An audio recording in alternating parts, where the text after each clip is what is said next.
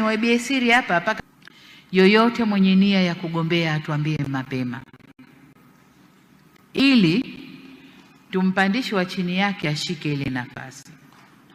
Hatutaki pale tayari fomu zinatoka watu wote wanakimbia kwenda kuchukua fomu, na mnatuacha serikali za mitaa hazina viongozi, hazina wasimamizi, mnabakia kujaza watu ambao hawana experience.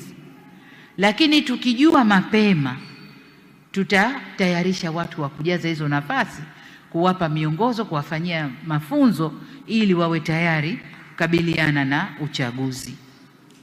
Sasa usipojisema mapema, ukija ukichukua fomu mbele, umekosa yote. Umekosa fomu, umekosa cheo, nafasi yako utaiacha.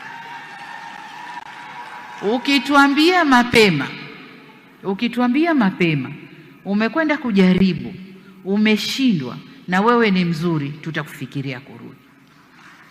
Hukutuambia mapema, umekosa yote my dear. Umekosa yote. Kwa hiyo kajipimeni. Sitaki kuwaficha, kajipimeni. Hatutaki kufanya uchaguzi kwa kubahatisha. Tunataka kufanya uchaguzi tukiwa na watu makini kwenye field. Tukiwa na watu makini kwenye field. Kwa hiyo hilo nimesema niwaibie siri hapa, kama ni siri leo imekuwa dhahiri jamani, ni hiyo.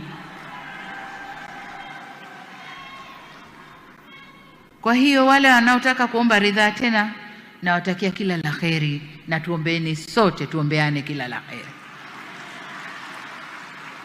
Kote tunakopita tutembee kwa fahari, kwani kazi imefanyika ndugu zangu.